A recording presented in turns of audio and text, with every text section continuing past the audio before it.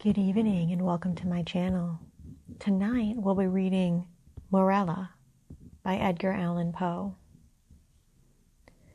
Itself by itself, solely, one everlasting and single. Plato, Simpos.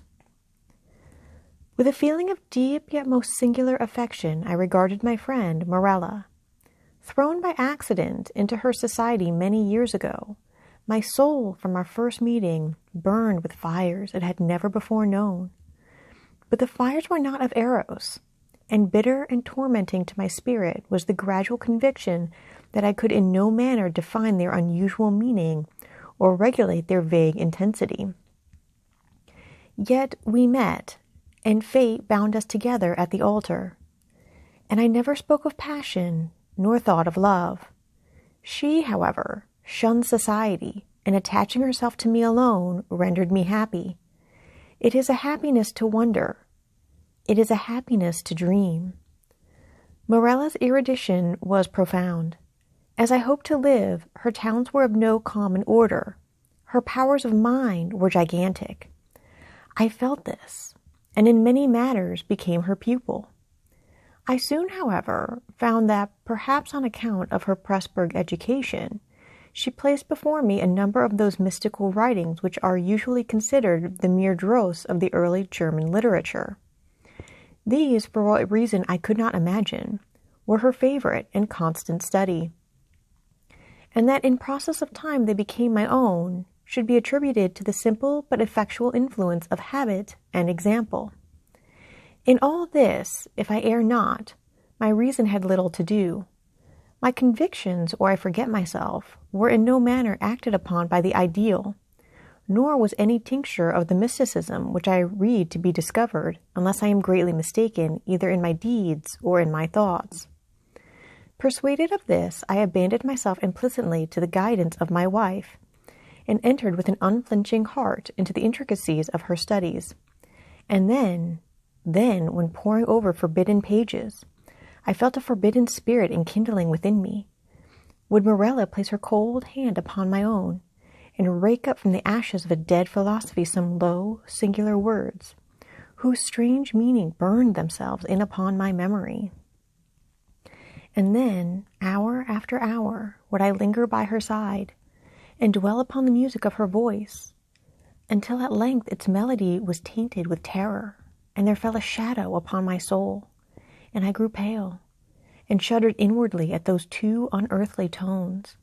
And thus joy suddenly faded into horror, and the most beautiful became the most hideous, as Hinnon became Gehenna.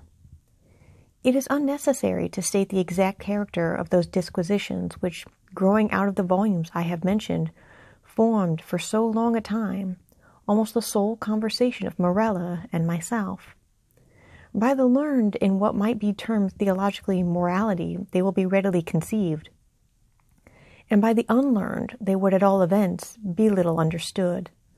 The wild pantheism of Fichte, the modified Pelagianedia of the Pythagoreans, and above all, the doctrines of identity as urged by Schelling, were generally the points of discussion presenting the most of beauty to the imaginative Morella. That identity which is termed personal, Mr. Locke, I think, truly defines to consist in the sameness of rational being.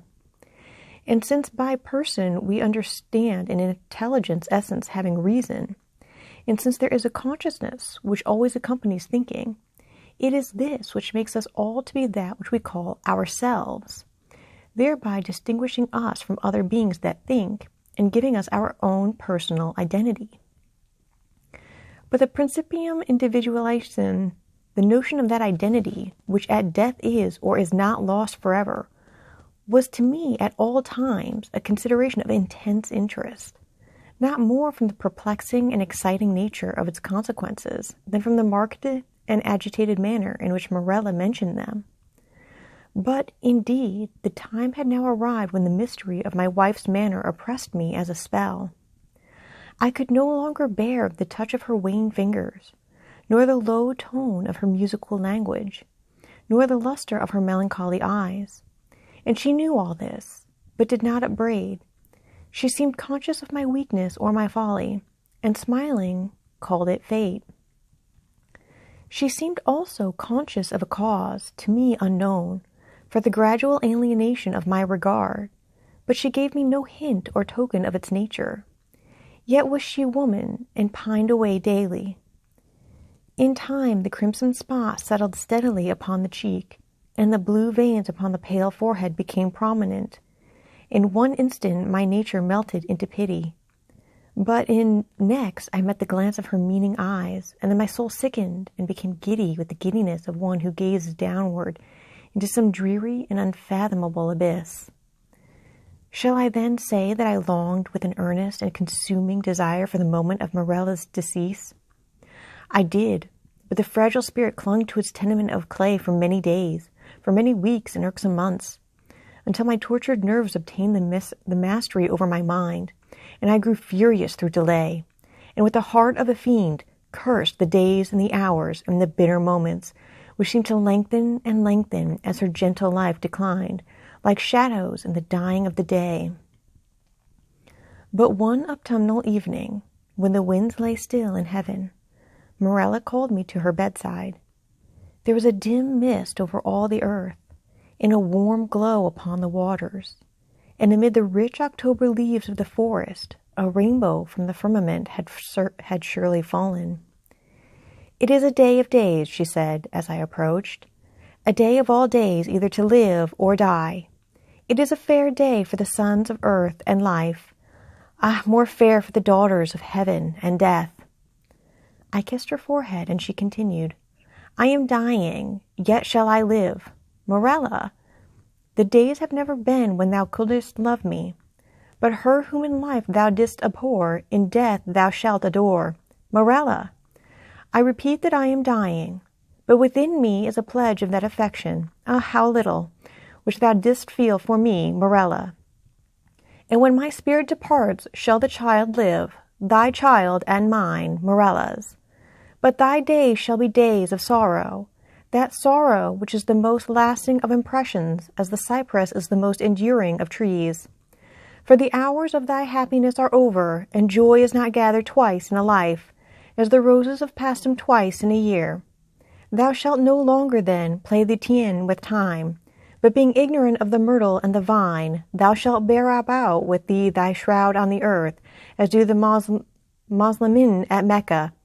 Morella, I cried, Morella, how knowest thou this? But she turned away her face upon the pillow, and a slight tremor coming over her limbs, she thus died, and I heard her voice no more. Yet, as she had foretold, her child, to which in dying she had given birth, which breathed not until the mother breathed no more, her child, a daughter, lived.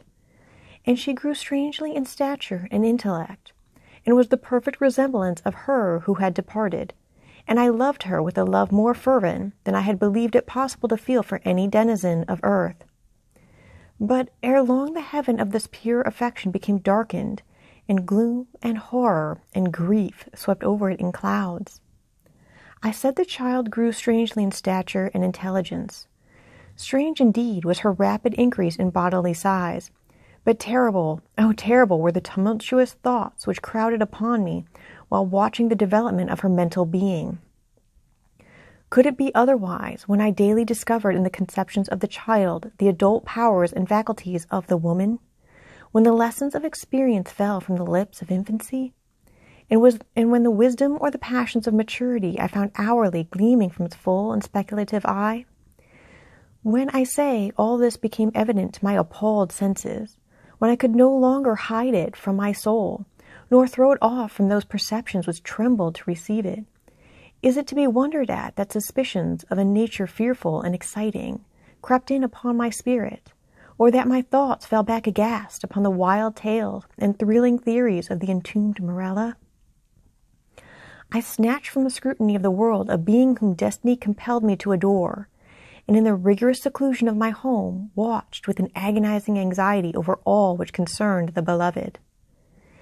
And as years rolled away, and I gazed day after day upon her holy and mild and eloquent face, and pored over her maturing form day after day, did I discover new points of resemblance in the child to her mother, the melancholy and the dead.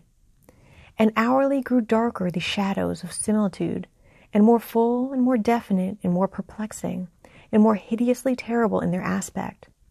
For that her smile was like her mother's I could bear, but then I shuddered at its too perfect identity. That her eyes were like Morella's I could endure, but then they too often looked down into the depths of my soul with Morella's own intense and bewildering meaning.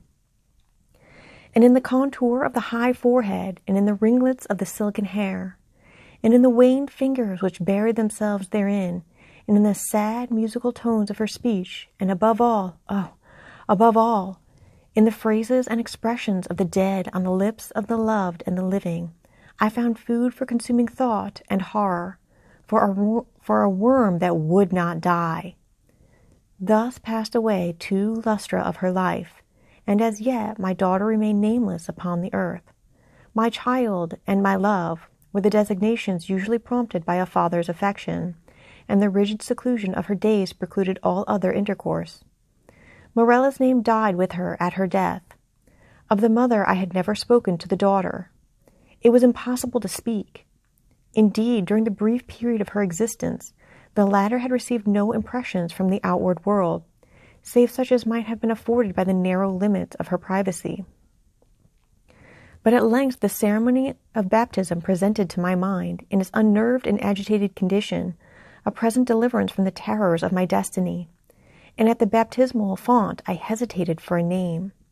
And many titles of the wise and beautiful, of old and modern times, of my own and foreign lands, came thronging to my lips, with many, many fair titles of the gentle, and the happy, and the good.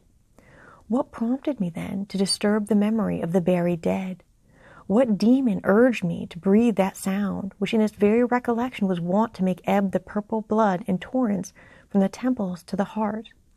What fiend spoke from the recesses of my soul, when amid those dim aisles, and in the silence of the night, I whispered within the ears of the holy men the syllables, Morella?